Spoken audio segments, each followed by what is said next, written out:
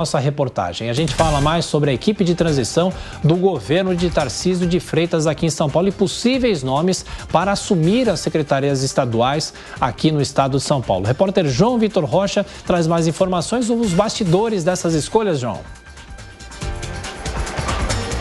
Pois é, Thiago, no dia de ontem, o Tarcísio Gomes de Freitas, ele anunciou o desmembramento da pasta do desenvolvimento regional, que havia sido criado por João Dória. O que isso significa na prática? Isso significa que com esse desmembramento, as pastas da Casa Civil, que deve ser comandada a partir de 2023 pelo advogado Arthur Lima, e também a pasta da Secretaria de Governo, que deve ser comandada no início do próximo ano por Gilberto Kassab, vão ter mais poderes.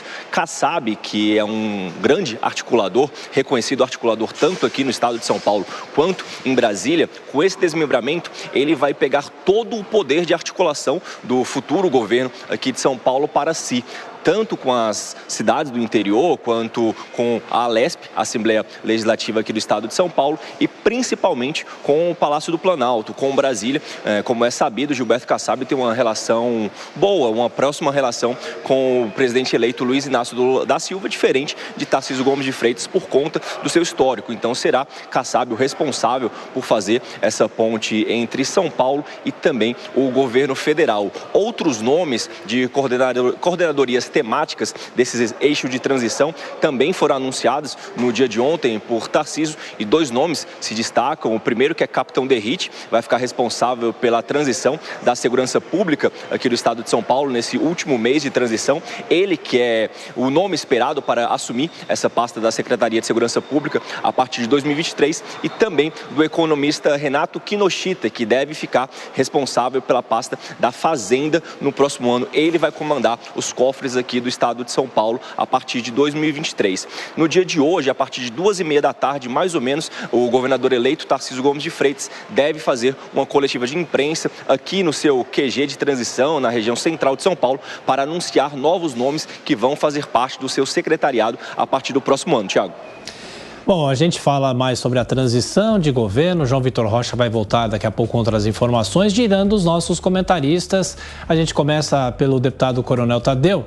Deputado, é interessante a aproximação de Gilberto Kassab do presidente eleito Lula, e ele terá um cargo aqui no governo de São Paulo. Alguma inconsistência em relação a isso ou não?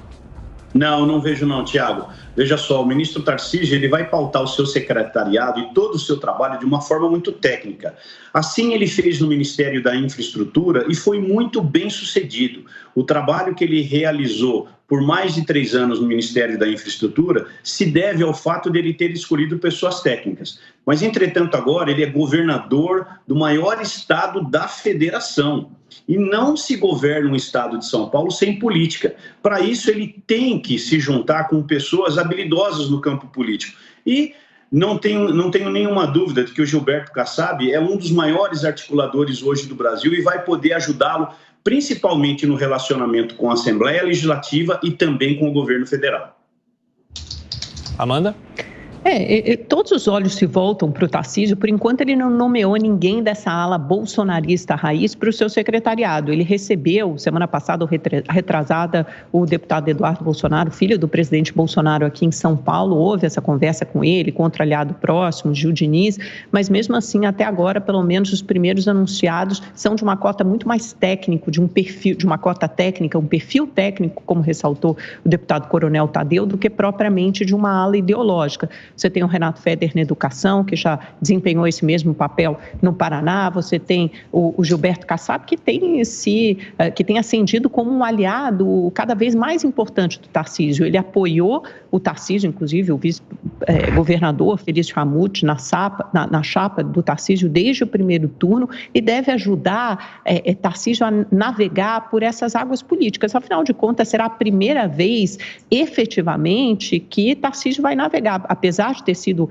ministro da Infraestrutura do governo Bolsonaro, ele sempre se pautou por essa atuação técnica, também ganhou espaço na comunicação e nas redes sociais depois dos seus anúncios, caiu nas graças do presidente Bolsonaro, tanto é que foi indicado para candidato ao governo de São Paulo. Paulo, mas nunca exerceu esse cargo executivo mesmo. Será o primeiro governo que ele irá comandar. Contará aí com a ajuda de Gilberto Kassab, inclusive para fazer essa interlocução com o governo federal, com o presidente Lula, e o Tarcísio já desponta naturalmente como um líder, como possível herdeiro dessa direita que o Mota tanto nos lembrou aqui na primeira hora do jornal, mas dessa direita, porque ele quer justamente representar esses ideais do conservadorismo, do liberalismo, mas sem essa coisa mais histriônica e muitas vezes antidemocrática associada ao presidente Bolsonaro. Vamos ver como ele se sai.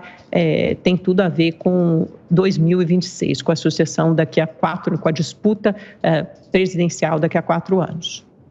Mota? Olha, eu tenho que dizer que histrionismo e antidemocracia são invenções da esquerda e da extrema esquerda, que durante muito tempo dominaram a política brasileira e deram o tom, um tom de completa intolerância com qualquer oposição, com qualquer forma de pensamento. Essa intolerância continua na incapacidade de diferenciar posições de pensamento que parecem iguais, mas são apenas muito próximas. Mas, olha, o que interessa é o seguinte: o governo de São Paulo representa uma esperança de que o cenário brasileiro no próximo ano não seja totalmente ruim. Quem sabe São Paulo não consegue salvar o Brasil desse desastre anunciado, que é anunciado todo dia em cada declaração, em cada nome escolhido para a equipe de transição do governo federal. O Tarcísio é difícil de engolir para a turma da esquerda, porque ele, primeiro, é um técnico excepcional,